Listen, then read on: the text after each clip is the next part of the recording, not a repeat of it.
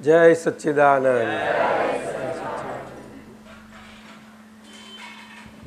આપણે સુરેશભાઈ પૂછે છે, આપણે બધી સીડી અનુભવ પ્રમાણના પુસ્તકો બધું એના બહુ નિમિત્ત છે મોટા, અને અમેરિકામાં ને અહીંયા બંને જગાએ સુરેશભાઈ આ બધા અમેરિકાના મહાત્માઓ અહીંયા આગળ કાર્યકર્તા થયા છે નહીં મધુસૂદનભાઈ? સારા એવા બધા. અંબાબેન કેટલું રહેવાના હજુ? બહુ સરસ. મગનભાઈ આવવાના છે દિવાળી પછી? સાર એમને પછી સંભાળવું પડે ને, ત્યાં સમાજે સંભાળવાનો, દિવાળીની નવરાત્રિ સંભાળવી પડે, તે સંભાળી હશે એમને નહીં? બધા ઉપવાસ કરે હા 8 બધા દિવસ, ખરું ને? હજુ કરે? એટલે સુરેશભાઈ પૂછે છે પ્રગટ અને પ્રત્યક્ષ. હા, એ તો હવે તફાવત એવું છે કે આપણે પ્રગટ એ પ્રાપ્તિ સૂચવે છે, જ્ઞાન મળે છે, પ્રજ્ઞા પ્રાપ્ત ખુલે છે, અને પ્રત્યક્ષ અનુભવ સૂચવે છે. તો બંને વચ્ચે આજ્ઞા ધર્મ છે આપણી. એટલે એમાં તો કહેવાનો મતલબ એ જ કે આપણે સ્વરૂપ જ્ઞાન પ્રાપ્તિ પછી જે પ્રજ્ઞાના પ્રકાશથી આપણો બધો વ્યવહાર ઉકેલાય છે, એમાં એ આજ્ઞા એ પ્રત્યક્ષ ના કહેવાય, પરંતુ પ્રત્યક્ષ થવા માટેનો પુરુષાર્થ કહેવાય. અને એટલા માટે આજ્ઞાધર્મ વચમાં હોય છે. અને દરેકને પ્રાપ્તિ થઈ એટલે થયેલી પ્રાપ્તિ આપણે પ્રત્યક્ષ પ્રમાણથી કરી લઈએ. એટલે આપણે શુદ્ધાત્મા દ્રષ્ટિએ કરીને, સ્વરૂપ જ્ઞાન દ્રષ્ટિએ કરીને, સ્વભાવ દ્રષ્ટિએ કરીને આપણે મન વાણીને કાયાને તેના બધા વ્યવહારો એ મન વાણીને કાયાને જ ફોકસમાં રાખીને બહુ સારી રીતે આપણા પ્રજ્ઞાના પ્રકાશમાં એ આપણને એ સમજાતી જતી જાય, અને એના વ્યવહારો બધા એમાં વ્યવહારોમાં મન વચન કાયા જેટલી સમજાતી જતી જાય તેટલું આપણું પરોક્ષપણું ખુલ્લું થતું જતું જાય. સમજાયું? અને જેટલું અંદર પોતાના મન વચન કાયામાં અંદરના પ્રમાણમાં જેટલું હોય એ પોતાના પૂરતું પ્રત્યક્ષ થાય. એટલે પ્રત્યક્ષ પ્રમાણ તો થાય છે. જ્ઞાની પદ જ છે બધા, પણ જ્ઞાની પદ તો બધાને છે, પણ હવે આ પ્રોસેસમાં બધાને અનુભવ તો થયેલો જ છે, બધાને થાય જ છે, પરંતુ અંશે કરીને આ રીતે પોતાને પ્રગટ થાય છે. પરંતુ એ મન વચન કાયાના વ્યવહારના વ્યાપમાં બધે વ્યવહારમાં એકબીજા સાથે અરસપરસતામાં આવતા બધી જ રીતે દ્રષ્ટિવાળા શું કે નથી શું તે બંને બધામાં જ એ કેવી રીતે આજે હરેક વ્યવહારમાં ક્યાંય પણ ડિસ્ચાર્જ અહંકાર માથું ના ઉચકે એવો હોવો ઘટે. ડિસ્ચાર્જ અહંકારમાં શક્તિ નથી માથું ઉચકવાની, પરંતુ પૂરી ત્યાં આગળ શક્યતા છે.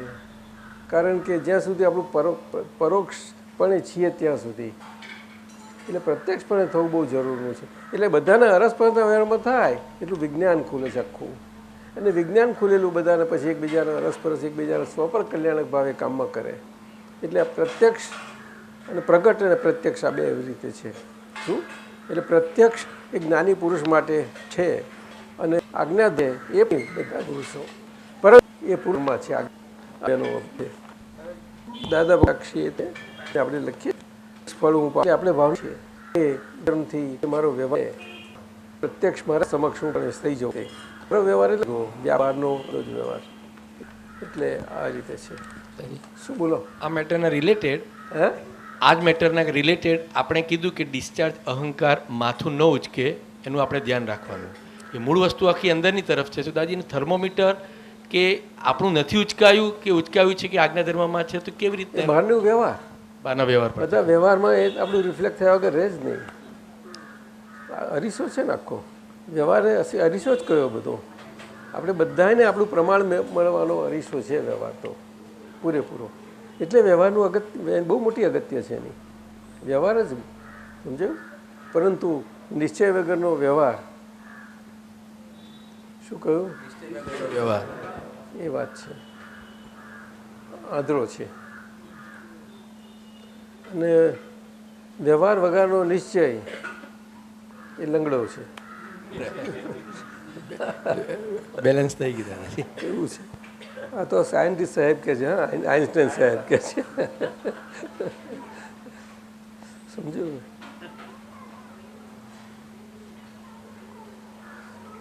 ધર્મ વગરનું વિજ્ઞાન એ લંગડું છે અને વિજ્ઞાન વગરનો ધર્મ એ આંધળો છે. એવી રીતે બે રીતે કહ્યું. પણ ધર્મ ખરો, ધર્મ કહેવાય ખરો, પણ ધર્મ તો રહેવાનો જ ને.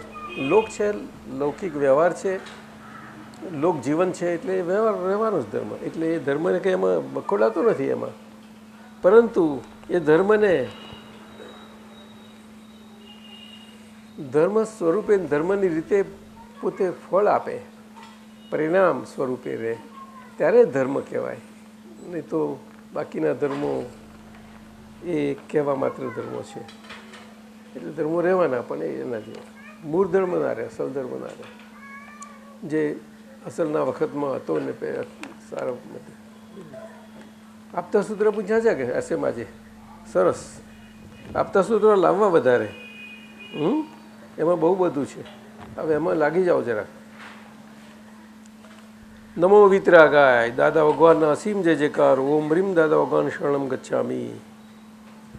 આપતા સૂત્ર નંબર 4008. અમારી એ જ ભાવના છે કે ભલે એક અવતાર મોડું થશે તો વાંધો નથી, પણ આ વિજ્ઞાન ફેલાવવું જ જોઈએ. વિજ્ઞાનનો લોકોને લાભ થવો જોઈએ. જગત આખું શક્કરિયા ભરભાળમાં મૂકે એમ બફાઈ રહ્યું છે. ફોરેન વાળાએ બફાઈ રહ્યા છે ને અહીં વાળાએ બફાઈ રહ્યા છે. અરે હવે તો શક્કરિયા સરગવા માંડ્યા. એટલે બધું પાણી સુકાઈ ગયું એટલે સરગવા જ માંડે ને પછી તો શું થાય? એટલે આ તો દાદા ભગવાન પોતાની ભાવના કહે છે. અને આ જ ભાવના જે આપણે આપતા પુત્રોને ને મહાત્માઓને બધાને આપણને મળી છે, પ્રાપ્ત થયું છે, જે સ્વપર કલ્યાણક ભાવ, એ દાદા ભગવાન મને જગતના જીવ માત્રનું કલ્યાણ કરવાનું, પરમ નિમિત્ત બનવાની શક્તિઓ આપો, શક્તિઓ આપો કહીએ છીએ ને આપણે, નિમિત્ત બનવાની કહીએ છીએ. શું એના કરતા બનવાની નથી કહેતા. એક ક્રિયાથી થાય એવું નથી કલ્યાણ. એટલે ભાવના કહ્યું ને, ભાવના શબ્દ કોણ શું કહે? ભાવના મુખ્ય છે. એ ભાવ શબ્દ મુખ્ય છે ને. ભાવ એટલે છું, જે છું હોવાપણું અને છે એટલા માટે તો આખો વ્યવહાર છે. નહીં તો વ્યવહાર હોય ક્યાંથી? શું? અને છું એટલે તો એ ભૂતકાળ અને ભવિષ્યકાળમાં જાત જાતના બધી અવસ્થાઓને એમાં અટવાયા કરે છે.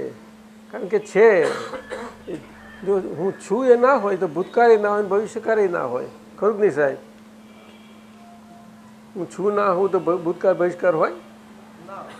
એ મુશ્કેલી છે ને. તો ભૂતકાળ ભવિષ્યકાળ છે એટલે હું છું એમ. પણ હવે તો છુંનું ભાન થયું છે. આવો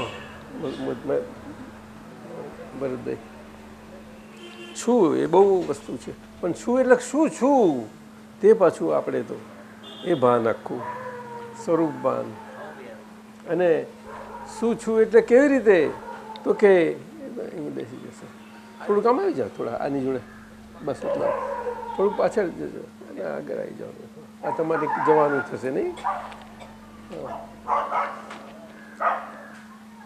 એટલે આપણે ભાનમાં તો આવ્યા અને એ હું શું છું તે મને ભાન સાથે હોવા પણ આપણું, અને એમાં એ પરિપૂર્ણ એટલે કે પર્યાપ્ત સ્વરૂપે સંપૂર્ણપણે આપણે હોઈ શકીએ એની સમજણમાં આપણે એના માર્ગે છીએ, સમજતા છીએ છીએ. હું છું તો શું છું એ ભાન છે, અને હું શું છું તે એ આવન જવન માટે નથી. એ સ્થિર, સ્થાયી, શાશ્વત, અવ્યય, અક્ષય, અરૂપી, અમૂર્ત, અચ્યુત, ટંકોત્કીર્ણ, અદ્ભુત, એવું આપણે ધીમે ધીમે સ્વાદ આવતા જતા જાય છે બધા જ વ્યવહારોમાં. એ વ્યવહારમાં સ્વાદ ના આવે ત્યાં સુધી એનો અર્થ જ નથી. બધા એક એક શબ્દો પાછળ એક એક મહત્ત્વ છે, એના મૂળ સ્વભાવના ગુણો પાછળ બહુ, એનું તો બહુ વિશ્લેષણ થાય એવું છે. એટલે દાદાની ભાવના કે એ પોતે કે છે અને છેલ્લે કહ્યું તેમ કે આપણે તમે બધાને એમ લાગે કે હું જવાનો છું, પણ હું જવાનો નથી ક્યાંય પણ, અને હું જવું એવોય નથી. એટલે બધામાં સારી રીતે હું બેસી ગયેલો છું અને બધાની મારફતે હવે પ્રવર્તીશ. એવું કહ્યું, બધાની મારફતે પ્રવર્તીશ. એટલે દાદાએ આખો ભારત મૂકી દીધો કે આપણે પોતે પોતાના ભારથી હલકા થઈ જઈએ. એવું નહીં બધું, એમનો ભાર એટલે આપણને હલકા કરે એવો પ્રકાશ, એવું નહીં બિલકુલ. એટલે આજ્ઞાનો ભાર એટલે દાદાનો ભાર કહેવાય. આજ્ઞા ધર્મનો ભાર એમનો દાદાનો ભાર કહેવાય. અને એ ભારને આપણે સમજી લઈએ અને જો એને વહન કરીએ ને તો એટલા હલકા થઈ જઈએ કે કલ્પના નહીં આવે. બધા વ્યવહારો એટલે બહારના વ્યવહારો બધા ગમે તેવા હશે, એમાં આપણે હલકા સ્વરૂપે રહ્યા કરીશું. તરલ કહેવાય એને, તરલ સ્વભાવથી. એટલે એમની ભાવના બહુ સરસ છે. આ વિજ્ઞાન ફેલાવવું જોઈએ કે છે. એટલે પછી 8મી હપ્તાવાણીમાં પણ એમને થોડીક ભાવના એ લખાઈ ગઈ. કેટલી સુંદર લખાઈ. આપણે ઘણી અહીં વાંચી જ છે. આપણે બધાને ખ્યાલ આવ્યો જ છે. કયા પાના પર લખ્યું છે? આપતી 83, 84, 83 ને 84 પાના પર બહુ સરસ લખ્યું. દાદાએ પોતો છેલ્લામાં સાર સ્વરૂપે લખેલું છે.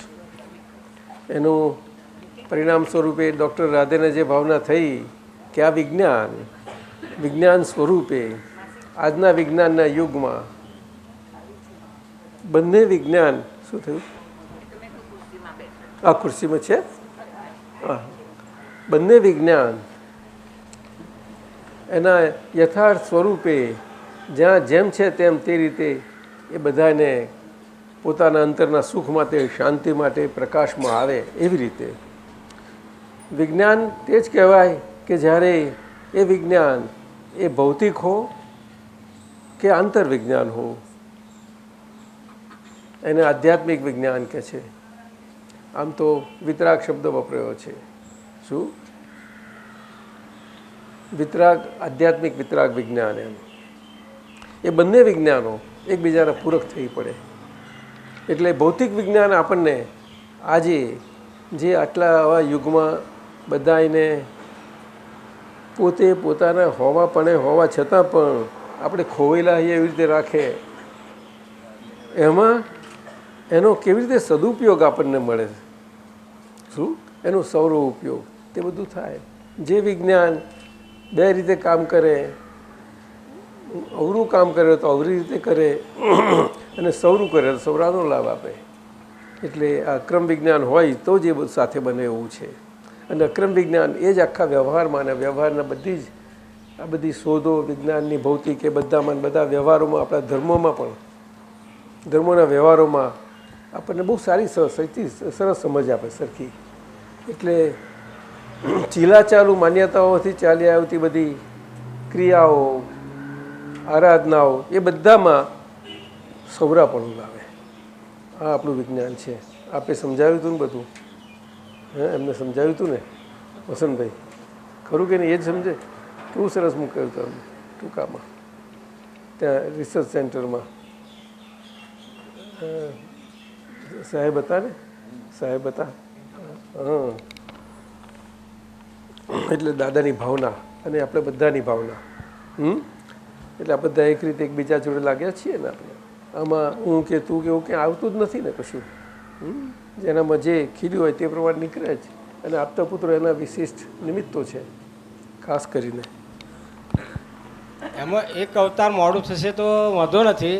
આ વિજ્ઞાનનો લોકોને લાભ મળવો જોઈએ. એમ વાત સાચી છે. વાત સાચી છે. આ તો પરિણમવાનું જ છે.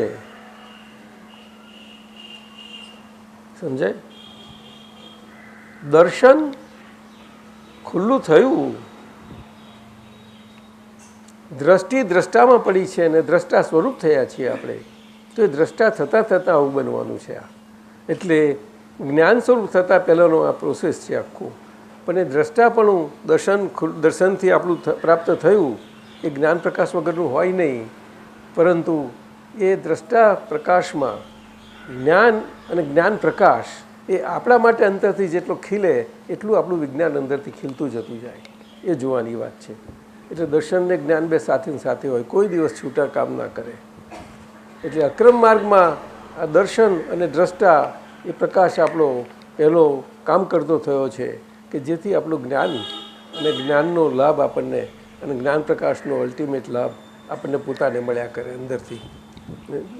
અને દરમિયાનમાં આ ભાવના, વચ્ચે આ ભાવના, કારણ કે બાજી હાથમાં આવી ગઈ, પતંગની દોર હાથમાં છે, અને એટલા માટે આ ભાવના એટલે જતાં જતાં આ રીતે બહુ મોટી સુંદર ભાવના છે. આવી ભાવના થાય જ નહીં કોઈ દિવસ જગત કલ્યાણની ભાવના. તો શાસ્ત્રોમાં એના ઉલ્લેખ છે, બધું જ છે, પરંતુ એ ભાવ શબ્દ પરથી છે, ભાવ શબ્દ પરથી. એટલે એમાં જુગલ કિશોરજીની ભાવના અને આપણે આજના કાળના સંદર્ભમાં કવિરાજની ભાવના એ બહુ પ્રખ્યાત છે. કવિરાજ એવી જ ભાવના ભાવેલી છે, બહુ સરસ છે, એ જ પ્રમાણે છે. આપતા સૂત્ર નંબર 4154.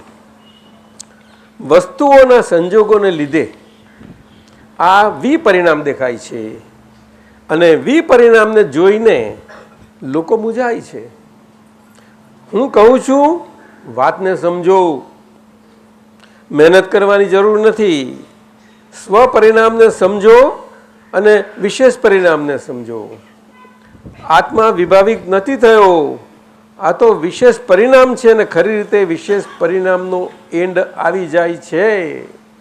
અદ્ભુત સૂત્ર છે આ, અદ્ભુત સૂત્ર છે. શું સમજવું છે? આ વિશેષ પરિણામને સ્વપરિણામ એમ જાય છે લોકો, એનાથી આપણે શીખી જાઓ. લોકો તો મૂંઝાય છે, પણ હવે આપણે ના મૂંઝાઈએ. આપણે નામ મુજબ પ્રોસેસમાં છે ને હજુ. હા, તે એટલા માટે એ ખુલવા માટે છે આ. એટલે આપણે જેમાં જે પરિણામ નથી ચેતનનું કે નથી પૂતગલનું, બંને ચેતન અને પૂતગલ સાથે સાથે પોતપોતાના પરિણામથી છે અને પરિણતિએ કરીને છે, અને પરિણતિએ કરીને પરિણમનતાએ કરીને પરિણામ સ્વરૂપ છે. છતાં પણ આપણું હું પણ બેની વચ્ચે અટવાતું, બેની વચ્ચે અટવાતું. હા, ઘણા આત્માની વાત કરે, હમ બ્રહ્માસ્મિ બધું કરે, આત્મા સો પરમાત્મા વાળા બોલે, ઘણું બધી વાતો થાય.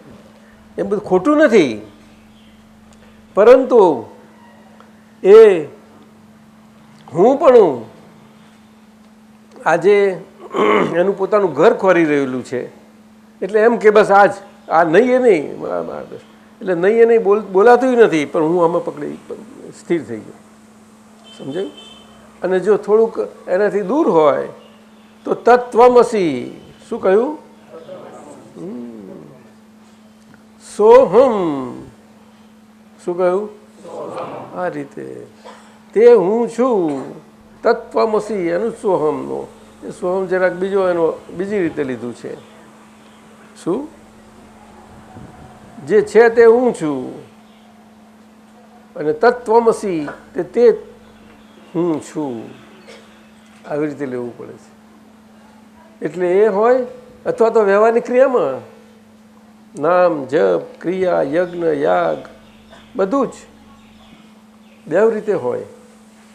એટલે પરિણામ આવી રીતે વચ્ચેનું હું પણ આમ એમ અટવાયા કરતું એ હું પણાનું જે પરિણામ છે, આ બે ચેતન અને પૂતગલ પરિણામોની વચ્ચે એ વિશેષ પરિણામ થયું.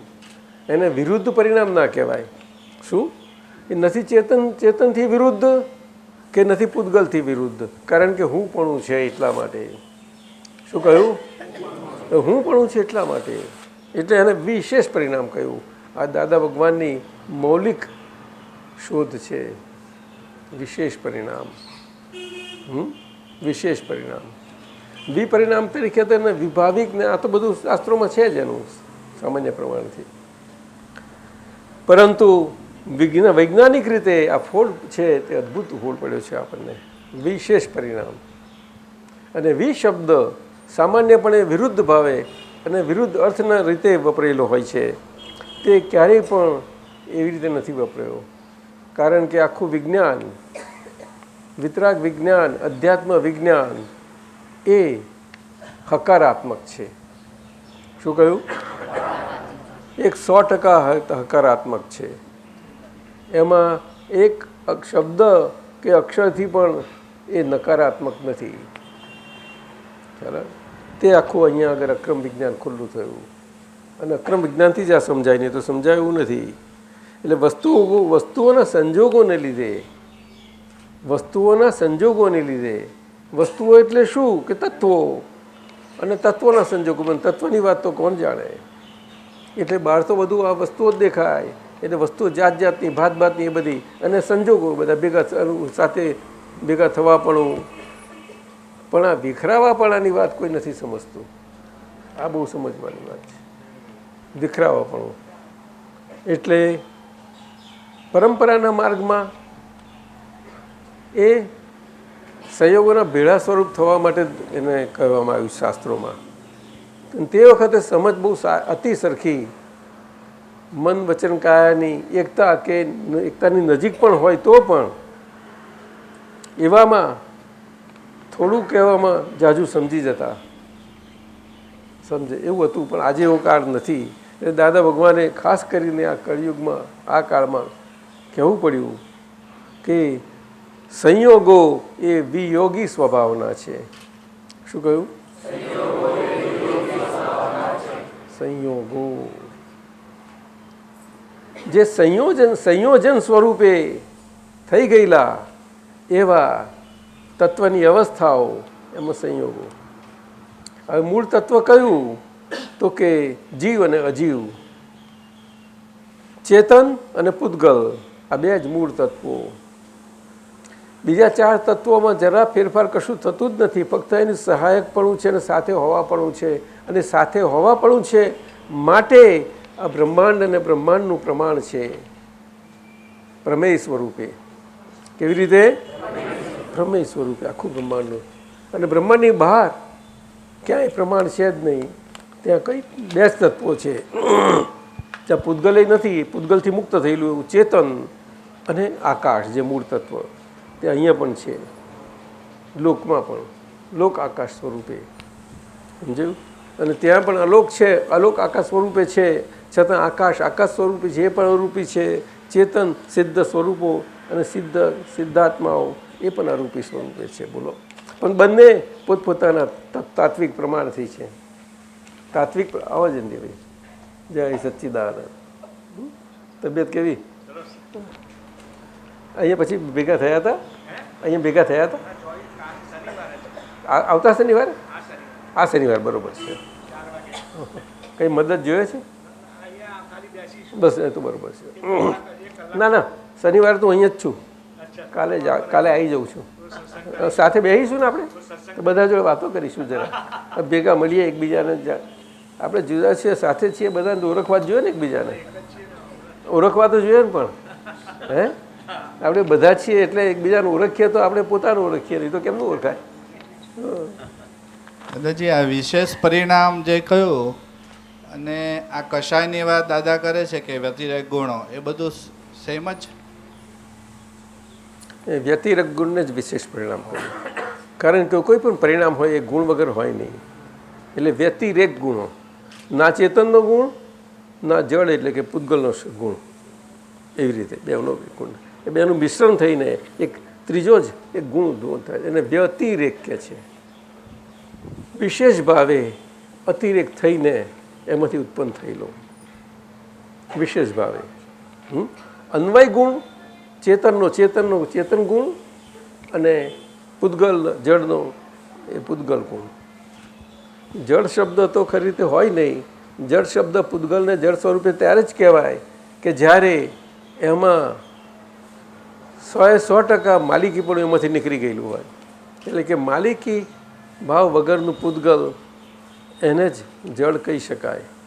એટલે આપણા મહાભારતમાં ઋષભદેવજી માટે અને ભરતજી માટે પણ જળ ભરત અને આવી રીતે બહુ કહેવાયું છે. કારણ કે એ રહેતા હતા જ એવી રીતે બધું કરે. એ મહાભારતમાં ઉલ્લેખ એવી રીતે છે એમના માટે. શું ખ્યાલ આવ્યો? કારણ કે એ જમાનાનો પેલો શરૂઆતની હતી ને વાત, એટલે ત્યાં ઉલ્લેખ છે ઋષભદેવજીનો, અને ભરતજી માટે પણ છે, બંને માટે છે.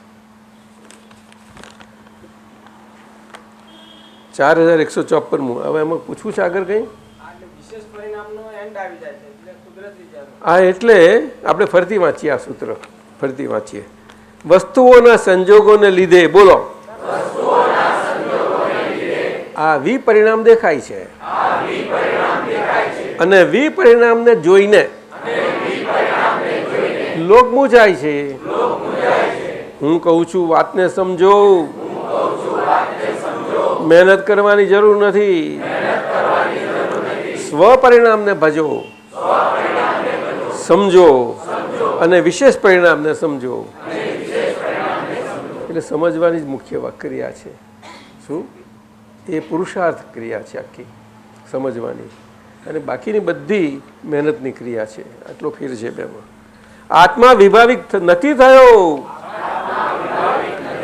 આ તો વિશેષ પરિણામ છે, અને ખરી રીતે વિશેષ પરિણામનો એન્ડ આવી જાય છે. આત્મા વિભાવિક નથી થયો.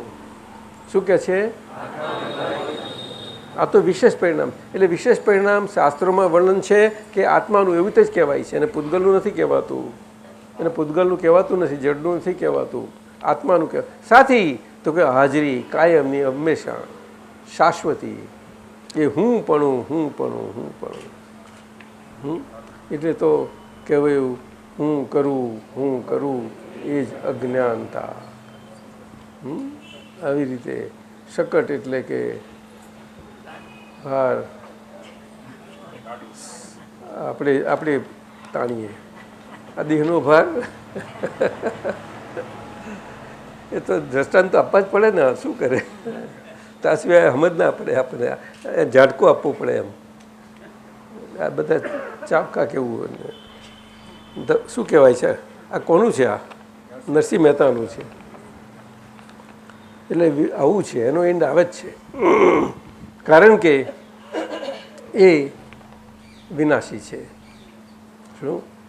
અને આત્માનું વિશેષ પરિણામ સાથે કહેવામાં આવે છે, આત્મા અવિનાશી છે, પણ આત્માની હાજરીમાં આ વચ્ચે જ ઊભું થયેલું એક પરિણામ જે નથી આત્માનું ગણ છે, કે નથી જડ કે પૂતગલનું, એવું ઊભું થયેલું પરિણામ. સાથી તો કે આત્મા હાજર છે, માટે આત્માનું અસ્તિત્વ છે, એટલા માટે.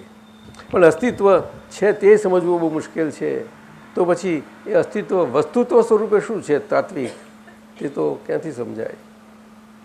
અને તાત્વિક સમજાય નહીં ત્યાં સુધી એની પરિપૂર્ણતા સ્વરૂપે શું હોઈ શકે ને કેમનું છે, એના આપણે પુરુષાર્થ કરીને એ તરફના પ્રયાણમાં ના હઈએ. પરમાત્મા પ્રકાશ ખુલ્લા થવાના આત્માના. એટલે બહુ સુંદર સૂત્ર છે આ તો. એ તો કુદરત જ છે ને. એમાં તો સંયોગો ને વિયોગો, સંયોગો વિયોગી સ્વભાવના છે. એક હું શાશ્વત શુદ્ધાત્મા છું, અને શાશ્વત શુદ્ધાત્મા છું, શુદ્ધ આત્મા છું. તો એ શુદ્ધ આત્મા કયા લક્ષણોથી છું? તો કે જ્ઞાન દર્શન આદિ અનંત એવા મુખ્ય પ્રમુખ લક્ષણો છે. જ્ઞાન અને દર્શન. જ્ઞાન પ્રકાશ એટલે જાણવાનો પ્રકાશ, જાણવા સ્વરૂપનો પ્રકાશ, અને દર્શન પ્રકાશ એટલે જોવા સ્વરૂપનો પ્રકાશ. પ્રકાશ એકનો એક જ, પણ આ રીતે એ પ્રકાશ આવી રીતે કામ કરે. વ્યવહારમાં દર્શન સ્વરૂપે કામ કરે, દર્શન પ્રકાશ સ્વરૂપે વ્યવહારમાં. એટલે દેહ છે અને દેહના જે વ્યવહારો છે બધા, એ બધા વ્યવહારોમાં, દેહના વ્યવહારોમાં અંતર અને બાહ્ય બંને. અંતર અંતઃકરણના લેવડે આપણા પોતા માટે, અને બાહ્ય બહારના વ્યવહારો દેહના શરીરના છે બધા જોડે, આખે જ્યાં જ્યાં જેનો હિસાબ હોય એ પ્રમાણેના, એ બધામાં. અને એ દેખીને આપણે એને સમજતા જતા જઈએ કે આ જ છે અને હું જ છું. એ બે નોખવું પડે. અને તે વખતે જ્ઞાનનો પ્રકાશ એ ત્યારે જ ખુલ્લો થાય. જ્ઞાનનો પ્રકાશ ખુલ્લો થાય ત્યારે બે નોખવું પડી જાય એકદમ. સમજાયું? એટલે દ્રશ્ય જ્ઞેય સ્વરૂપે સ્પષ્ટ જણાય. જેટલું સ્પષ્ટ જોયું હોય એટલું સ્પષ્ટ જણાતું જતું જાય.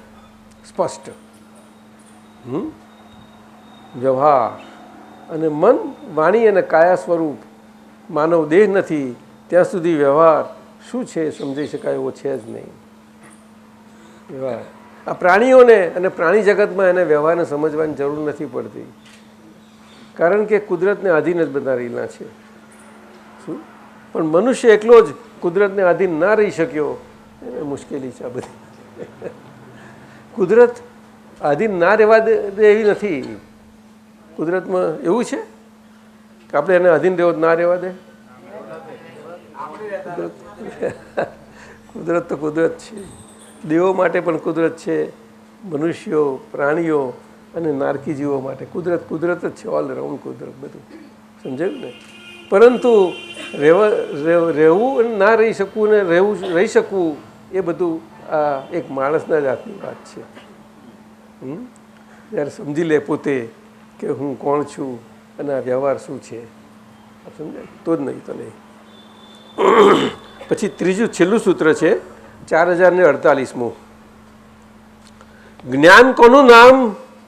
શ્રદ્ધાની પ્રતીતિ ઉપર ઊભું રહે તે. શ્રદ્ધા તો જ્ઞાનનું પહેલું પગથિયું છે. શ્રદ્ધા નથી તો જ્ઞાન નથી. એટલે શ્રદ્ધા અને જ્ઞાન આ બેનો આખો સમન્વય અહીંયા આ સૂત્રમાં કરેલો છે. બહુ સુંદર રીતે સમન્વય કરેલો છે કે શ્રદ્ધા એ તો જ્ઞાનનું પહેલું પગથિયું છે, સોપાન છે આખું. શ્રદ્ધા.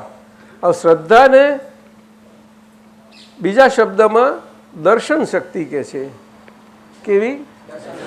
દર્શન શક્તિ એટલે જોવાની શક્તિ, એટલે એને દ્રષ્ટા શક્તિ કહી, સમજે? અને ત્રીજી રીતે એને એવું કહેવાય છે કે જોવાની શક્તિ કેવી રીતે કામ કરે? તો કે પ્રજ્ઞા પ્રકાશે કરીને. દ્રષ્ટા શક્તિ સ્વરૂપે એને કામ કરવાનું માધ્યમ શું? તો કે પ્રજ્ઞા. પ્રજ્ઞા શું છે? તો કે એ આત્માનું પ્રકાશનું આખું સોપાન છે, અને સોપાનથી આ થાય છે. મૂળ શુદ્ધ આત્મા, સમજાયું? દ્રશ્ય મનથી વિચારો આવે, અંતઃકરણ બુદ્ધિ ચાલે, બધું જે બધું દ્રશ્ય અને બહાર ઇન્દ્રિયો અને બધા વ્યવહારો, એ દ્રશ્ય બેની વચ્ચે હું એ દ્રશ્યનો દ્રષ્ટા શુદ્ધાત્મા, સમજાયું? પણ એ દર્શન હજુ જ્યાં સુધી ખીલ્યું નથી ત્યાં સુધી એ પ્રજ્ઞાના પ્રકાશ સ્વરૂપે કામ કરે છે. એ પ્રજ્ઞાનો પ્રકાશ એ જ આખો જ્ઞાન અને દર્શન પ્રકાશવાળો મિશ્ર ભાગનો આખી એક શક્તિ છે. શું છે? અને કઈ શક્તિ? કે આત્માની મૂળ શક્તિમાંનું એ આખું પ્રાગટ્ય છે. આત્માની મૂળ શક્તિ બધા આવરણોમાં દબાયેલી છે. એમાંથી આ વ્યવહારમાં યોગ માર્ગમાં એને કુંડલીની જાગૃતિ એ રીતે કહે છે, યોગ માર્ગમાં વ્યવહારથી. પરંતુ એ બુદ્ધિને આધીન છે, બુદ્ધિને આધીન. એટલે કુંડલીની જાગૃતિ જે કહેવામાં આવે છે તે બુદ્ધિને આધીન. કઈ બુદ્ધિ? તો કે સમ્યક બુદ્ધિ જ. પરંતુ આ કાળમાં પ્રકૃતિ ને પ્રકૃતિના જે કરણો છે બધા, એ કરણોના આધારે જે જાગૃતિના યોગથી કરવા જાય છે એ તો પ્રકૃતિના અંદર જે બીજમાં ગુણ હોય ને, બીજ ગુણ, એ બીજ ગુણ પ્રમાણે પરિણમે. એ બધા કોઈ પણ આજે ગાયત્રી મંત્ર કોઈ પણ હોય તે પણ મંત્રો બરોબર છે, એક્ઝેક્ટ છે, પરંતુ એનું પરિણમવું જે પ્રકારે હોવું ઘટે તે રીતે જોવાની વાત છે. સમજાયું? એવું કૃષ્ણ ભગવાનના સમયમાં અથર્વવેદની વિદ્યા જાણકાર એ પણ એ મંત્રની સાધના કરનારા હતા, અને સાત્વિક પ્રકારથી એ પણ સાધના કરનારા હતા. એટલે સૂર્યદેવની સાધના હતી તે વખતે. એ સૂર્યદેવની સાધના એ ગાયત્રી મંત્રની સાધના છે. સમજાય છે? એ બધું વિધિ પ્રમાણો હોય છે બધા એના.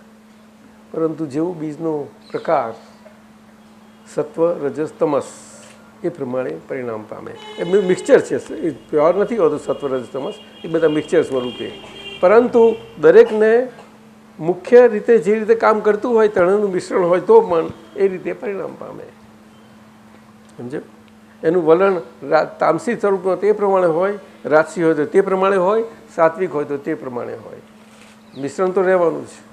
એ પ્રકૃતિ આ કારના હિસાબે. હા, પ્રકૃતિ બીજ ગુણ પ્રમાણે ફળે છે એવું. બીજ ગુણ એ તો છે જ કુદરતી.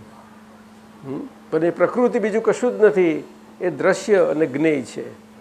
દ્રશ્ય અને જ્ઞેય સ્વરૂપે જુદું જુદું નથી, એક જ પ્રકૃતિ, પરંતુ દેખાવા સ્વરૂપે દ્રશ્ય સ્વરૂપે છે અને જણાવવા સ્વરૂપે જ્ઞેય સ્વરૂપ થઈ જાય છે પછી. એટલે જ્ઞાનમાં પ્રકાશતું અને પેલું દર્શન પ્રકાશતું. દર્શન પ્રકાશ એટલે સૌમ્યતા હોય, સામાન્ય ભાવ હોય બધો. અને જ્ઞાન પ્રકાશ એ પોતે વિશેષ ભાવે, એટલે જ્ઞાન વિશેષ ભાવે હોય. સમજે? વિશેષ ઉપયોગ કે છે.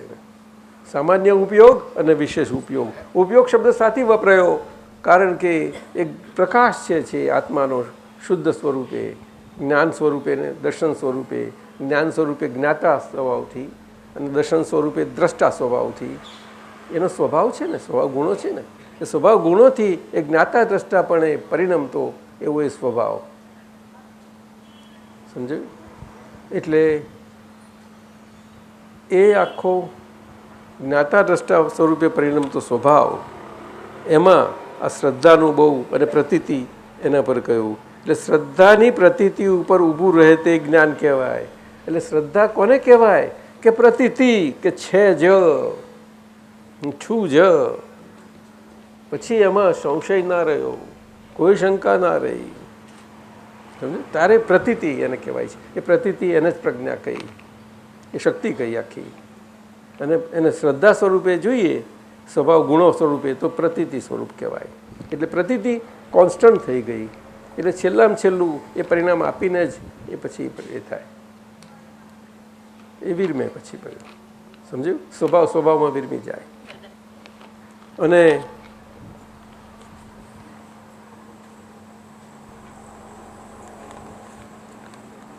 બીજું આગળ પૂછવું છે આમાં?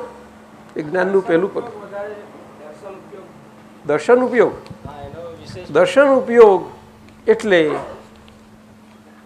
આ આજ્ઞાધર્મમાં બે મુખ્ય આજ્ઞા છે કે પોતાનું સ્વરૂપનું જ્ઞાન થયું, એનું ભાન થયું, અને ભાન સ્વરૂપે આપણે મન વચન કાયા અને એની સાથે છીએ, તે આખો એનો બધો વ્યવહાર રહ્યો, એ આખા વ્યવહાર સાથે હોવા પડો. એટલે ત્યાં આગળ એ આજ્ઞા મૂકવી પડી છે કે હવે આ વ્યવહાર તમારે જ તમારા પ્રકાશથી તમારા પ્રકાશમાં ઉકેલાય એના માટેનો. એટલે વ્યવહાર દ્રષ્ટિથી હું નામધારી છું એ આજ્ઞા, અને નિશ્ચય દ્રષ્ટિથી હું શુદ્ધાત્મા છું. એટલે નિશ્ચય દ્રષ્ટિથી હું શુદ્ધાત્મા છું એ શબ્દ બોલવાથી થઈ જવાતું નથી. એ પ્રાપ્ત થવું જોઈએ. એ પદ, એ દશા પ્રાપ્ત થવી જવી જોઈએ. એટલે પ્રાપ્તિ બહુ મુખ્ય છે. આ પ્રાપ્તિ કરવાથી ના થાય, પ્રાપ્તિ કૃપાથી જ થાય છે. આજે વ્યવહારમાં પણ તમે જોજો, જ્યારે બધા પ્રયત્નો ફળતા બંધ ઓછા થઈ જાય છે ને કે હવે કંઈ કોઈ મારો રહ્યો જ નથી પ્રયત્ન, શું કરવું હવે? પ્રભુ તારે આશરે શું કહે છે? આવું કહી જાય. સમજો? જ્યારે કશું જ ના ચાલે ત્યારે આવું થઈ જાય છે. ત્યારે પ્રાપ્ત કરવા માટે છેવટે આવી રીતે કરે. એ પ્રાર્થનાઓ છે બધી. કૃપા શું કહ્યું? મોટી કૃપા કેવી રીતે મળે? કૃપા મેળવવા માટે આપણે શરીરે કરીને છીએ અને માથા સાથે છીએ, એટલે એ માથા સાથે એવી રીતે હોઈએ કે હું કંઈ જાણું નહીં. શું કહ્યું? પણ માથું તમને એમ રહેવા નહીં દે. અને જેટલા અંશે આપણે હું કંઈ જ જાણતો નથી કે હું કંઈ જ જાણતી નથી એવી રીતે રહીએ, એટલું જ આપણને વિનય અંદરથી ખીલતો અને પરમ વિનય એ આપણને રહ્યા કરતો હોય. કારણ કે જ્યાં એવું પરમ વિનય સ્વરૂપ આપણે જીવતું સ્વરૂપ જોઈએ કોઈ જગાએ, ત્યારે તરત જ આપણે હૃદયથી નમીએ એને. માથાથી નમીએ એને નમેલું નથી કહેવાતું, હૃદય નમે છે. શું? અને હૃદય નમેલું હોય એનું માથું બધું જ નમેલું હોય છે. તો જોતા દ્રષ્ટિમાં ફેર હોવો જોઈએ. સમજાયું? એટલે કૃપા પ્રાપ્ત કરવાથી નથી થતી, પરંતુ જે એ કૃપા સ્વરૂપ હોય, જેનાથી પ્રાપ્ત થતી કૃપા, એવા પ્રાપ્ત સ્વરૂપ, કૃપા પ્રાપ્ત સ્વરૂપ એવા હોય હાજર, દાખલા તરીકે જીવતા, ત્યારે એમની આગળ આપણે સમર્પણ થઈએ એટલે આ કૃપા આવે. અને સમર્પણ ભાવ હું કંઈ જ જાણતો નથી અને પરમ વિનય આ બેના કોમ્બિનેશન વગર એ યથાર્થપણે નથી આવતો. યથાર્થ હું શબ્દ મૂકું છું. એટલે દાદા ભગવાને જોયું કે આનો ગંભીર અર્થ તો કોઈ નહીં પકડી શકે, એટલે કહું આવો ભાઈ ચાલ ચાલ વિધિ કર, આવી રીતે કરાવી દે. એટલે અમીન સાહેબ એને ઊંઘમાં શિકન ખવડાવી તો કે છે આપણે જાણીએ નહીં કરીએ નહીં પણ જશે એટલું કામ તો કરશે જ ને અંદર કે છે. હે એવું છે. કોનું છે આ થઈ ગયું? બીજું થયું કંઈ પૂછવું છે? દાદાજી દર્શન ઉપયોગ એટલે સામાન્ય ઉપયોગ કહેવાય. સામાન્ય ઉપયોગ એટલે કોઈ વિશેષ ભાવ આપણને ઊભો ના થવા દે, વિશેષ ભાવ જ ઊભો ના થવા દે. એ જ આજ્ઞાધર્મ કહ્યો. આ બે આજ્ઞા અને ત્રીજી ચોથી આજ્ઞામાં જ્ઞાન પ્રકાશ આપણો દર્શન શુદ્ધ થતું થતું જ્ઞાન પ્રકાશમાં લઈ જાય. પુરુષાર્થ પરાક્રમ એવી રીતે. અને શુદ્ધાત્માનું ખાતું રકમ જમા કરવાની એટલે આપણે કરનારા નથી, એ નિમિત્તે થાય છે, સ્વભાવથી થાય છે. આમ ખુલે તો દર્શન જેટલું ચોખ્ખું વ્યવહાર જેટલો ચોખ્ખો થતો જતો જાય, શુદ્ધ ચોખ્ખો એટલે શુદ્ધ. એને આદર્શ શબ્દ પણ વાપરીએ છીએ આપણે. આદર્શ એટલે લોક આદર્શના અર્થમાં વાત નથી એ, પરંતુ એ ભગવત આદર્શની વાત છે. શું કહ્યું? ભગવત આદર્શ. આપણે જ આપણા માટે અંતરથી આપણા માટે આદર્શ થઈ લો. શું કહ્યું? અને એ જેટલો થયો હોય એટલો આ વિશ્વ, સમાજ, લોક આ બધો અરીસો જ છે. એટલે બહાર એ આવે જ. અને અરીસામાં એ બધું અરીસા સ્વરૂપ છે. એમાં વ્યવહારમાં ગમે તેવો વ્યવહાર ખડેલો હોય ને પણ એને અંદરથી ભગવાન હાજર છે એટલે ખબર પડ્યા વગર રહે નહીં. માથું મનાવા ના દે એટલું જ બને, કેમ કે આ વખતનું લક્ષણ છે એવું, આ કાળનું જ લક્ષણ છે. શું? અને માથું ખોટું તો છે જ નહીં, પણ આપણે ત્યાં જ આગળ આ વાતો સમજવાની છે બધી. દાદાજી કોણ છે? સચ્ચિદાનંદ. હાજી. આપણે દ્રશ્યની વિશે થોડું વધારે ફોડ જોઈએ છે, કારણ કે દ્રશ્યમાં ઘણી વાર શું થાય છે કે એ ફિઝિકલ જ હોય કે દેખાતું ના હોય એવું પણ દ્રશ્ય હોય એની વાત. ના ના દ્રશ્ય સામાન્યપણે વ્યવહારથી, લોક વ્યવહારથી એવી રીતે સમજાય છે કે આ બે આંખોથી દેખાય એને દ્રશ્ય કહીએ છીએ આપણે. અને અહીંયા આધ્યાત્મિક ભાષામાં દ્રશ્યને એ કહીએ છીએ કે બે આંખોથી દેખાતા દ્રશ્યમાં આપણે એનું સૂક્ષ્મ સ્વરૂપ, તાત્વિક સ્વરૂપ, અને એમાં તાત્વિક સ્વરૂપનું એનું આ દ્રશ્યપણે દેખાવાપણું એના આપણે દ્રષ્ટા. એટલે આપણી દ્રષ્ટિ, મૂળ દ્રષ્ટિ છે. મૂળ દ્રષ્ટિ મુખ્ય છે બેની વચ્ચેનું. એ દ્રષ્ટિ જો દ્રશ્યમાં પડે તો આપણે દ્રષ્ટા સ્વરૂપના હોઈ શકીએ, કારણ કે દ્રશ્ય એ પોતે સ્વયં દ્રષ્ટા થયું. એટલે પછી એ પેલું બુદ્ધિથી આમ તેમ ભટકવાનો માર્ગ થયો. એટલે દ્રશ્ય છૂટું પડ્યું જ નહીં ને. દ્રશ્ય પોતે જ હું, એટલે દ્રષ્ટિ એ બધું. પરંતુ દ્રષ્ટિ દ્રશ્યમાંથી ઉઠી અને દ્રષ્ટામાં પડે. શું કહ્યું? હવે દ્રષ્ટામાં પડે એટલે શું કે આત્માનો મૂળ ગુણ એ તો છે જ જોવાનો, પરંતુ એ ગુણમાં પડવું, એ ગુણ સ્વરૂપ થવું, ત્યારે એ દ્રષ્ટામાં પડી કહેવાય. એ ગુણ સ્વરૂપ એનું છે ઓલરેડી, એમાં એનું દ્રષ્ટા સ્વરૂપ ખુલ્લાપણું થયું એટલે દ્રષ્ટિ દ્રષ્ટામાં પડી. એટલે આપણે દ્રશ્યના દ્રષ્ટા થયા. અને એ દ્રશ્યના દ્રષ્ટા થયા એટલે દ્રશ્ય કશું તો કે સ્થૂળ, સૂક્ષ્મ અને કારણ સ્વરૂપ એ બધું જ. સમજો? હા, બધા સ્વરૂપે. આજે આ શરીરમાં બહારનો 5 ઇન્દ્રિયોનો ભાગ એ સ્થૂળ સ્વરૂપમાં બધો જાય વ્યવહારનો. શું કહ્યું? અંતઃકરણના બધા વ્યવહારો એ બધા સૂક્ષ્મતામાં જાય. અને ઉદય પરિણામમાં આવ્યા નથી છતાં પણ અંદર હાજર છે, સત્તાએ કરીને છે, એ બધા કારણ સ્વરૂપમાં જાય ઉદય આવવા પ્રમાણમાં. અત્યારે આવી રીતે હોય છે, તારે દ્રષ્ટા કહેવાય છે આપણે. સમજ્યું? અને આપણે આ સ્થૂળ, સૂક્ષ્મ અને કારણના પણ આપણે જાણનાર ને જોનાર સ્વરૂપે થઈ જાય અનુભવ પ્રમાણથી. શું કહ્યું? ને જોઈને અનુભવ પ્રમાણથી પ્રમાણ. રહ્યા આમ જાણવાનું જોવાપણું રહ્યા જ કરતું હોય એ વિજ્ઞાન થઈ ખુલે છે. વિજ્ઞાન ત્યાં વિજ્ઞાન ઘન આપણું સ્વરૂપનું હોવાપણું એ વિજ્ઞાન ઘન સ્વરૂપે હોય. ઘન કે છે, વિજ્ઞાન ગણ. કારણ કે આ શરીરમાં અહીંયાથી તે છેક સુધી નીચે આખા શરીરમાં આત્મા પ્રકાશનો વ્યાપ છે. આખા શરીરમાં શરીરની કોઈ પણ ક્ષેત્રે કોઈ પણ પ્રદેશ ક્ષેત્રે પ્રદેશ તો બહુ ઝીણી વસ્તુ છે, ક્યાં કંઈ પણ ગમે તે આપણને અસર થાય તરત જ તે ખબર કોને પડે તો આત્માને પડે છે. એટલે ડૉક્ટરો કહે કે જેટલી ખબર ના પડે એટલું તેનું આત્માનો પ્રકાશ ખેંચાઈ ગયેલો છે. હું ડૉક્ટર એવું કહેતા તો નથી જો કે, પણ આપણે આ ડૉક્ટર કહે છે આત્માનો પ્રકાશ ખેંચાઈ ગયો. ગરોળની પૂંછડી કપાઈ જાય છે ત્યારે એ પ્રકાશ તો આખો પૂંછડીમાં વ્યાપ્ત છે, પણ કપાતાની સાથે ત્યાંથી એ પ્રકાશ એટલો આટલો સંકોચાઈ અને બાકીના પ્રમાણમાં રહે છે. અને પેલામાં રહેલો કેટલો કે એનામાં હજુ એ પ્રકાશ બહાર આખો વ્યાપ્ત હતો.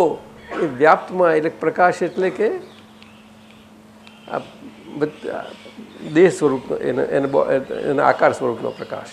એ પહેલાંમાં આકાર સ્વરૂપ જેટલો હતો મૂળ પ્રકાશથી ચેતનથી એ છૂટું પડ્યું એટલે એમાં જે રહેલો ભાગ એટલો થોડો સરવર્યા કરે, એટલે એમાં પડઘા સ્વરૂપે પ્રકાશ કહેવાય છે.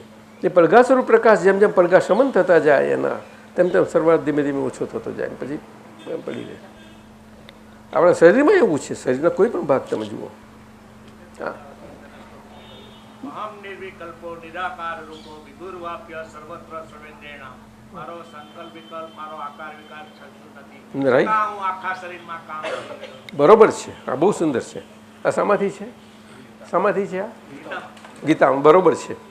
ગીતામાં તો બહુ સુંદર જ્ઞાન છે, અદ્ભુત જ્ઞાન છે. પરંતુ આજના કાળના વ્યવહારોમાં આજનો જે બધો આપણે કળિયુગને આજના પ્રમાણનો જે વ્યવહાર છે બધો આ વિજ્ઞાન ખીલેલામાં એને અસલ સ્વરૂપે લાવવામાં આવે તો બહુ મોટું એ વિજ્ઞાન ખુલ્લું થાય એવું છે. ગીતાનું બહુ સુંદર રીતે ખુલ્લું થાય એવું છે. પણ એની પાછળ મથામણ માગે થોડીક. દાદાજી ઘણીવાર બેસીએ ના ચાલે. દાદાજી ઘણીવાર મન થાય કે આપ ગીતાનું એક અધ્યાય રાખો, આમ આખો જરૂર રખાય. 7 દિવસ જેવો કે જરૂર રાખો. રોજ એક બે અધ્યાય, આવતા શુક્રવારે જ રાખો. 18 અધ્યાયનું. દાદા આપણે ઘણી શુક્રવારનો બધી પ્રસંગ છે ને તો તમારે બધું કાઢવાનું. સારું દાદાજી. હે તમે ડેટ્રોઇટમાં એક વખત કાઢ્યું હતું ને હા એવું દાદાજી, કર્મણા વાધિકાર હસ્તે. કપિલ દે ત્યાં બહુ વર્ષ થઈ ગયા એને તો. ચાલો, આ હિનાબેન પૂછે છે. કઈ ગઈ હિનાબેન? 21મો અજાનમાં જન્મદિવસ હતો.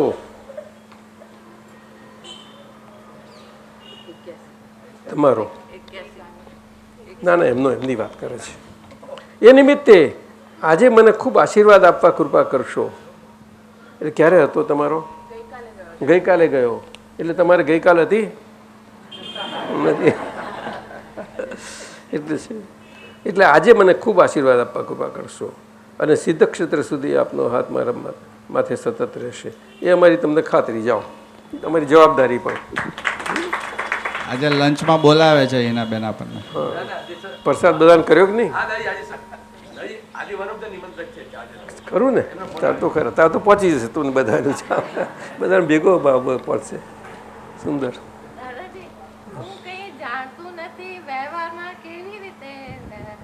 ના, એવી રીતે નહીં. એ તો અંદરથી હોય. આપણે બધો વ્યવહાર બધો થયા કરતો હોય ને કરતા હોય ને તને કોઈ વળતું હોય, કોઈને તારા વખાણ કરતો હોય, ગમે તે હોય, પરંતુ એ બધું વ્યવહારથી બન્યા કરે પણ અંદરથી તને રહ્યા કરે. હું કંઈ જાણતી નથી. તારે જાણતો નથી બોલાય તો ખરું, પણ તને પાછું સમજવું પડે. હું શુદ્ધાત્મા રૂપે કહું છું. એટલે વ્યવહારમાં એ બોલવા જઈએ તો ઊંધું દેખાય. બહુ ડાહી છે. समझी? हाँ, कोई भी बच्चे से व्यवहार हो कि कहाँ से भी हो, कहाँ सभी. और आपको तो रहता ही है, हमने देखा है आपको रहता है. और गोदू भाई हमें पूछ लेते हैं कि ये वैसा तो मैं कुछ जानता तो नहीं हूँ, लेकिन कभी कभी वो व्यवहार मुझे अड़चन में डाल देता है, ऐसा बोल देता है। हाँ? तू ऐसा बोलती है, अंदर से रहता है ना तेरे को कि व्यवहार ऐसा कैसा हो जाता है। नहीं नहीं, उसको हम नहीं बोलते हैं, उसको हम नहीं बोलते हैं। वो तो हमेरा जो एकोज है, रिफ्लेक्शन है सभी व्यवहार के। बाकी के रिफ्लेक्शंस आहिस्ते आहिस्ते आहिस्ते कम होते जाते हैं। रिफ्लेक्शन का स्वभाव क्या है कि अपने आप पे रहा ही नहीं, वो परसत्ता में हो गया, इसीलिए आहिस्ते आहिस्ते समन हो जाता है। लेकिन समन नहीं होते, जितना ज़्यादा रिफ्लेक्शंस है उसमें ऐसा हमें लगता है कि अहम है, ऐसा नहीं समझे। हाँ, ये आभास है, आभास नहीं समझे। आभास क्यों, आभास का क्यों बताया कि मैं शुद्धात्मा हूँ, उसका सभानता है, वो आपकी कॉन्शियसनेस है। मैं शरीर से हूँ, शरीर का भान है, उसको बोलते हैं कॉन्शियसनेस। और समाधि को बोलते हैं शरीर का भान चला गया, उसको समाधि बोलते हैं। हकीकत में वो समाधि नहीं है। समाधि उसको बोलते हैं जहाँ शरीर का खुली आँखों से और सभी व्यवहार में होते हुए भी वो अंदर से समाधि में है। वो तो महात्मा पुरुष ही हो सकते हैं, शुद्धात्मा स्वरूप के सभानता वाले, देह साथ में है। तो बीच में लगता है कि हमें अहम ऐसा होता है, वो तो एक आभास परिणाम है।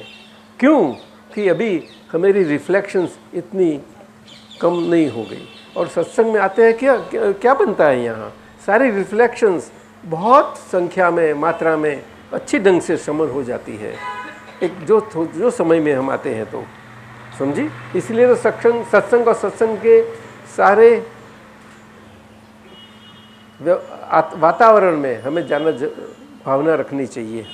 भावना, हम आ सकते हैं, जा सकते हैं, ये हमारी सत्ता नहीं है, लेकिन भावना हमारी सत्ता है, समझे ना। इतना भावना रखे तो संजोग के कारण न आ सके वो भी आप आए बराबर है। अब समझे, इतना समझ लेना। हाजी મધુસૂદન દલાલ છે, બહુ અમારા મજાના, ન્યૂ જર્સીથી અહીંયા। પ્રશસ્ત રાગ માટે થોડું વધારે જાણવું હતું કે આપણે જિંદગીમાં દરેક વસ્તુ માટે રાગ છે, હા કોઈને માટે હોય, સગા બને બધા શરીર માટે થાય। હવે આપણે જો આપણા સ્થળે પહોંચવું હોય, જે આપણા સ્થળે પહોંચવું હોય, મોક્ષ પહોંચવું હોય, તો પ્રશસ્ત રાગ માણસનો કેવી રીતે ધીમે ધીમે ઓછો થાય? પ્રશસ્ત રાગ એ પણ રાગ જ કહેવાય છે, પરંતુ એ ભગવાને વખાણેલો રાગ છે। કારણ કે પ્રશસ્ત રાગ કહેવાય છે। એ એવો રાગ છે કે જ્યાં આગળ આપણને લાગે છે અને 100% અહીંયા આગળ આ છે જ આમ, તો ત્યાં આગળ એમના પર એ થાય એ પ્રશસ્ત। પણ એ છેલ્લામાં છેલ્લો રાગ છે। એક જ્ઞાની પુરુષ અને એક તીર્થંકર હોય તો એમના પર જ હોય, સમજાયું। કેવલી હોય પણ કેવલીમાં સામાન્યપણે એવું પ્રશસ્ત રાગ સ્વરૂપ નથી હોતું, એટલે કેવલીના વિષ માટે કોઈને હોવા પણ હું એમ કહેવા માગું છું। છતાં હિસાબ હોય તો એકાદું હોઈ શકે છે, પરંતુ મુખ્યત્વે બધાને માટે વ્યવહારથી હોય તો જ્ઞાની પુરુષ અને તીર્થંકર એટલે સર્વજ્ઞ પુરુષ, આ બે છે। જ્ઞાની પુરુષ એ કારણ સર્વજ્ઞતામાં છે અને અત્યારે આપણી સામે પ્રત્યક્ષ છે, અને સર્વજ્ઞ પુરુષ એ પોતે પ્રત્યક્ષ પ્રમાણથી છે, હાજરાજોર। એટલે ત્યાં આગળ પ્રશસ્ત રાગ એ કોને હોય તો કે એમના માટે કોઈ હિસાબથી એમની જોડે હિસાબ હોય, એમને એ રાગ ચાલ્યા કરે। દાખલો મહાવીર ભગવાન અને ગૌતમ સ્વામી। મહાવીર ભગવાન અને ગૌતમ સ્વામી એ ઋષભદેવ ભગવાનના સમયથી, એ મહાવીર ભગવાન જ્યારે ત્યાં હતા ત્યારે ભરત રાજાના પુત્ર હતા, મરીચી કરીને। અને તે જ વખતે એમનાથી ઋષભદેવ ભગવાનના જે તપ કલ્યાણકના બધા જ પ્રસંગો એમની મન વાણીને કાયા સ્વરૂપ દેહથી એમાં ન રહી શકાતું, એમાંથી જરા ન્યૂન પ્રમાણથી રહેવાતું હતું, એટલે એવી રીતે રહેલા। એટલે સર્વપ્રથમ એમને એ ધારણ કરેલા એ વસ્ત્ર ધારણ એ થયેલું તે સમજાયું. અને એમાં પછી આ કપિલ મુનિ તરીકે એટલે કે મહાવીર ભગવાનનો જે ઋષભદેવ ભગવાનનો જે માર્ગ હતો આખો તપનો શું તિતિક્ષા અને પોતાનો જે હોય તે એ પોતાના શુદ્ધ આત્મ સ્વભાવે એ આખું સહન સ્વરૂપે રહીને કોઈ પણ પ્રતિકાર આપ્યા વગર પ્રતિક્રિયા વગર કોઈ પણ પ્રકારે જેમ છે તેમ રહેવું, જેમ છે તેમ રહેવું. સમજાયું? એક અક્ષર આ ઓઠ ખુલે જ નહીં. એક સાલનો ઉપવાસ કે 12 મહિનાના. અને એમના ત્યાર પછી પારણાનો વખત જોયું કે શરીર કાયા બહુ કૃષ્ટ થઈ છે, આ છે, હવે સમય આવ્યો છે, સમય માટે ત્યારે બધે વ્યવહારમાં બધે નીકળે છે. એટલે એમનો અર્થ એ તો આમ જ કહે છે ભગવાન, આમ કામ કર્યા કરે છે. એટલે બધા એમ લાગે કે પ્રભુને કંઈક જોઈએ છે, કંઈક માગે છે કંઈક. હવે એ વસ્તુ હોય જ નહીં ત્યાં. જુઓ વસ્તુ પણ શબ્દ નહીં ઉચ્ચારવાનો, કારણ કે એમને જ્ઞાનમાં સ્પષ્ટ દેખાય કે આ શાનું પરિણામ આવ્યું. આ મારું કરેલાનું જ પરિણામ આવ્યું છે. કયું કરેલું? કે એમાં નાની ક્ષતિ રહી ગઈ, નાની ક્ષતિ રહી ગઈ. ખેડૂતને મદદ કરવા માટે અને એનો પાક એમના બળદો આખા એ નહીં થાય એના માટે એમને કહ્યું કે આપણે લડવાનું તે વખતે હોય ત્યારે હું બંધ કરે ને એવું બાંધી દેવાનું બળદોને, અને આપણું કાર્ય પૂરું થાય ત્યારે છોડી નાખજો એવું કહેવાનું રહી ગયેલું. તે વરસ આવ્યો, બીજો વખત આવ્યો તારે આ થયું, આ કરે શું? તારે આ વાત ખબર તેમાં એ સમય નીકળે છે. એ સમય આવી રીતે આવે છે. જુઓ, કંઈ ને કંઈ પ્રમાણથી આ વગર રહે નહીં, કોઈને કોઈ પ્રમાણ હોય છે એનું. એટલે પ્રશસ્ત રાગ તો બહુ જુદી વસ્તુ છે, અને પ્રશસ્ત રાગ હોવો બહુ એટલો સહેલો પણ નથી. આપણને દાદા ભગવાન માટે હોય ત્યારે કહેવાય કંઈક અંશે કહેવાય, કંઈક અંશે કહેવી શકાય, કહેવાય ને એ. પરંતુ પ્રશસ્ત રાગ વસ્તુ બહુ જુદી છે, કારણ કે એ પ્રશસ્ત રાગમાં એ કોઈ પણ સંજ્ઞા માત્ર ઉથાપે જ નહીં. બોલો, એની પાસે કેવી શક્તિઓ હોય, બધું હોય, પણ એ ઉથાપે નહીં. એટલે આપણે આજ્ઞા ધર્મ મૂક્યા ને, એટલે જેમને જેવો દાદા ભગવાન માટે રાગ હોય એમાં એ સંયમિત રહે, સંયમિત રહે. આટલો મૂક્યો એમને. દાદા ભગવાને કહેલું કે કોઈ એવું મનમાં રાખવું નહીં કે હવે મને મળી ગયા છે દાદા ભગવાન, મને જ્ઞાન મળી ગયું છે, એવું રાખવાનું નહીં કે છે. અને બોલવું નહીં કે મને મળે છે આમ કહ્યું. આ એક કોઈ જગ્યાએ એક ઉલ્લેખ છે, આ ખાસ ઉલ્લેખ છે. આવી બધી માર્મિક બાબતો જે છે જો આપણે સમજીએ તો આપણે દાદા ભગવાનનું સ્વરૂપ જેમ છે તેમ સમજાય આપણને, નહીં તો સમજાય નહીં. વ્યવહાર છે એટલે વ્યવહાર વાણીથી કયું કયું વસ્તુ સમજવું પડે ને, પણ એનો પરમાર્થ પકડવાનો છે આપણે. એના એકલા શબ્દ પર નહીં જવાનું, શબ્દાર્થ પર નહીં જવાનું, પરમાર્થ ઉપર જવાનું. એ તો જે એને શબ્દની પાર નીકળ્યા છે ને તો જે તમને સમજ આપી દે. અમે કોઈ જગ્યાએ દાદાના ભગવાનમાં અમેરિકા આવ્યા ત્યારે હાજર નહોતા, છતાં અમેરિકા બનેલું તમારું બધું જ કોઈ પણ હોય ને અમને કહો ને કંઈ બતાવો ને તરત જ અમારે હાજર થઈ જાય અમારી આગળ, તો અમે કહી શકીએ વગર હાજરીએ. એટલે તમને દિલથી લાગે ખરું કે આ પ્રમાણ વસ્તુ છે. એટલે તમને તે વખત વ્યવહાર જે રીતે તમે વ્યવહારમાં હોય પ્રત્યક્ષ હોતી જે તમને તક પકડ્યું હોય સમજાયું હોય એમાં અહીંયા વધારે પ્રકાશ આપી દે, એક્ઝેક્ટ જેમ જેવો તેવો પ્રકાશ આપી દે. પણ હું કોઈ બધાને કહેતો ના ફરું, કંઈક માં જવાનું ના હોય તો હિસાબથી બને તો થાય, નહીં તો ના થાય. ખ્યાલ આવે? દાદાને એવું પૂછેલું કે દાદા અમારે આવા કયા પુણ્ય હશે કે તમારી અમારે તમને મળવાનું થયું, કારણ કે અમે કંઈ ઓળખાણ. આમ તો દાદાએ એવું કહ્યું છે બધા માટે નહીં, સામાન્ય ભાવથી, કે આ કળિયુગમાં જે પુણ્ય છે અને પુણ્યના કારણે આજે અમારી પાસે આવી શકે છે અને એમને આ પામી જાય છે એ પુણ્ય ખરું, પણ એ યથાર્થ પુણ્યનો પ્રકાર નથી એટલો હોતો. યથાર્થ જેને કહેવાય તેને યથાર્થ કોને કહેવાય કે પોતે ગરજથી આવે તો જ, ગરજથી સામે સારી જાય તો એવું કહેવાય છે. સમજાયું? એટલે આપણે વ્યવહારના ધક્કાથી ને આપણે એમાંથી આપણે કરીએ એ બરાબર છે, પણ ગરજ બહુ મોટી વસ્તુ છે, સમજાયું? હા, પણ આપણને આ કહેવાનો મતલબ શું છે કે કંઈ આપણે એપ્લાય નહીં કરી દેવાનું કોઈ વસ્તુ. શું? આ સમજવા માટે જ છે, સમજવા માટે સામાન્ય ભાવે છે આ બધું. એટલે એને સ્નેહ જોડે સંબંધ છે, સ્નેહ. એટલે પ્રશસ્ત રાગ એને પણ સ્નેહનો તંતુ તો કયો જ. અને એ સ્નેહનો તંતુ ત્યાંથી ઋષભદેવ ભગવાનથી માંડીને તે માહિર ભગવાન સુધી એ બંને ના હિસાબથી રહ્યો. એટલે તે વખત કપિલ મુનિ એને તે વખત ગૌતમ સ્વામીના હિસાબ સુધી રહ્યો. એ બધા વચમાં તો કેટલા અવતારો થઈ ગયા, આપ સમજ્યા? એટલે અહીંયા આપણે એની જરૂર નથી ને અહીંયા સમજવાની જરૂર નથી. આ તો સીધું ડિરેક્ટ છે બધા જેને પ્રાપ્ત થયો. ખ્યાલ આવે ને? એ સમજવા જઈએ તો ઘોટાળા થઈ જાય એવા છે.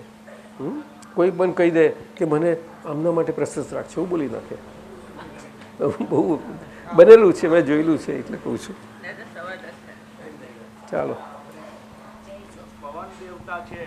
હા, પવન દેવતાનું સ્વરૂપ છે. હા, વરુણ દેવ. વનમ દેવતા આપણી જોડે ક્યારે આવે છે આપણને કેવી રીતે ખ્યાલ આવે? પવન દેવતા વરુણ દેવ છે ને, એટલે આ બધું એ પ્રકારથી જ છે આખું. એ દેવના પ્રમાણથી છે. અને દેવના પ્રમાણથી છે એટલે કે દેવ એ પોતે એવા નથી કે સ્વતંત્ર પ્રમાણે હોઈ શકે, પરંતુ એમનો દેવનો પ્રકાર જ એવો છે કે એના આધારે એમને કંઈ એમના હાથમાં કંઈ કંટ્રોલ કરવાની ના કરવાની સત્તા નથી, પરંતુ મુખ્ય સત્તા તો વ્યવસ્થિત આખી શક્તિ દરેકની હોય હિસાબની, એ હિસાબ પ્રમાણે હોય છે. એટલે મૂળ ભાવ શબ્દ જાય છે, ભાવ. એટલે મનુષ્ય દેહમાં ને મનુષ્યની દુનિયામાં જ આ કામ કરે છે અને ભાવ ઉપર આધાર રાખે છે. એટલે પવનનું હવા પણ ઘણી વખત પડી આ થાય બધું થાય ને, એ બધું એના મનુષ્યના ભાવ ઉપર છે. એટલે આજે કેવા ભાવનું પ્રમાણ છે આખા સમાજમાં અને બધે કેવું જનરલ સામાન્યપણે એ પ્રમાણે બધું થાય. તમે જોજો, વરસાદ બધું જ હોય, વરસાદની સિઝન હોય અને અમુક વખતે વરસાદ હોય અહીંયા પડે અને આપણે નાકે જઈએ રહેતી જઈએ ને તો કોરું હશે. જોજો, આ તો આજનો સમય એવો થઈ ગયો છે કે નજીકમાં પ્રમાણ. પહેલાં તો પ્રમાણ એવા હતા કે અહીં તો દૂર જાય ત્યારે હોય એવું જુદું હોય એવું બધું, એવું પ્રમાણ હોય છે બધું. પણ ઘણી વાર આમ તાપમાં બેઠા હોય હા અને શેક પવનની લહેરકી આવે, હા, આશ, થાય જ નહીં તો આકાર તો છે નહીં. ના, પણ એ કેવી રીતે પવન દેવતા આયા? આશ, આશ. એ આપણે દેવોની પૂજા કરી છે એટલે આપણે દેવતાને માનીએ છીએ. અને જ્યાં સુધી આપણને જ્ઞાન નથી ત્યાં સુધી તો હોવું જ જોઈએ ને, કારણ કે મનુષ્યની ને દેવની સૃષ્ટિ સંલગ્ન છે.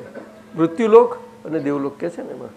ચાલો, નમો વીતરાગાય, નમો વીતરાગાય, નમો અરિહંતાણમ, નમો અરિહંતાણમ, નમો સિદ્ધાણમ, નમો સિદ્ધાણમ, નમો આયરિયાણમ, નમો આયરિયાણમ, નમો વજ્રાયાણમ, નમો વજ્રાયાણમ, નમો લોહી સવ સાવણમ, નમો લોય સવ સાવણમ, એસો પંચન મુક્કારો, એસો પંચન મુક્કારો, સવ પાવપણાસણો, સવ પાવપણાસણો, મંગલાણમ ચ સવેસીમ, મંગલાણમ ચ સવેસી, પડમમ હોય મંગલમ. ઓમ નમો ભગવતે વાસુદેવાય. ઓમ નમો ઓમ નમઃ શિવાય. જય સચ્ચિદાનંદ, જય સચ્ચિદાનંદ. મનુષ્ય વ્યવહાર હોય છે, સંસારીઓનો અને ત્યાગીઓનો વ્યવહાર હોય છે. ત્યાગીઓ એટલે સાધુ સંન્યાસીઓ. એમાં ખાસ કરીને મૂળભૂત રીતે તો ગુણ પૂજા જ હોય છે, વ્યક્તિ પૂજા હોતી જ નથી. અને આપણે ત્યાં મંદિરો પણ હોય ત્યારે વ્યક્તિ સ્વરૂપ ક્યારે પણ ના હોય. અને દાદા ભગવાને બહુ જ આના માટે સૂચક સ્વરૂપે કહ્યું કે ઘણા ભાવ થાય હું દાદા ભગવાનની પ્રતિમા બનાવું, મૂકું ને પૂજવું ને એવી રીતે બધાને થાય જ, કુદરતી થાય, કારણ કે આપણે એમાંથી આવ્યા છીએ, પરંપરામાંથી. દાદાએ સ્પષ્ટ કહ્યું કે ના હોય. જે પુરુષો પૂજાયા સ્વરૂપ છે અને જેની ભાવનાએ કરીને આ દેશમાં પૂજાય છે એવા 3 મૂળભૂત મંત્રો, મૂળભૂત અનાદિના, એ મોટા એ પુરુષોના મંત્રો છે. તેની જ મંદિરો હોય, બીજા ના હોઈ શકે. એટલે તીર્થંકર ભગવાન એટલે પહેલા નૌકાર મંત્રમાં અરિહંત એ મુખ્ય છે, મુખ્ય નાયક, એટલે એમની જ હોય. પછી આચાર્ય ઉપાધ્યાય સાધુ કેવું કોઈ જગ્યાએ ક્યાંય પણ ના હોય, ખરી રીતે ના હોય, ખરી રીતે. પરંતુ પરંપરામાંથી આવ્યા છે એટલે આ વસ્તુ બન્યા કરે છે. એટલે અસીમ જય જયકારો દાદા ભગવાને કહ્યું આ કારના વિશે બધાને માટે, સામાન્યપણે પણ લોકોને માટે, એમના વ્યવહારમાં પણ શાંતિ અને સુખ અંતરથી પામવા માટે જો દિલથી હૃદયથી આંખો બંધ કરીને એ પોતે આની ભજના કરી લેશે, દાદા ભગવાનના અસીમ જય જયકારો. એ વ્યક્તિની ભજના નથી, એ પરમાત્માના આત્માના પરમાત્મા સ્વરૂપ ગુણની ભજના છે. પણ આ સમજે કોણ? કોણ? અને એ ગુણોની ભજના ક્યારે આપણને પ્રાપ્ત થાય કે જ્યાં સુધી એ સાકારીપણે આપણી સમક્ષ પ્રત્યક્ષપણે ના થયા હોય. શું કહ્યું? એટલે દેહ સ્વરૂપે. એટલે કહ્યું એ એમ પટેલ રૂપે દેહમાં પ્રગટેલા દાદા ભગવાન. એ બહુ સુંદર ભક્તિ, પરાભક્તિ કહેવાય, બહુ ભક્તિ કહેવાય. જય સચ્ચિદાનંદ.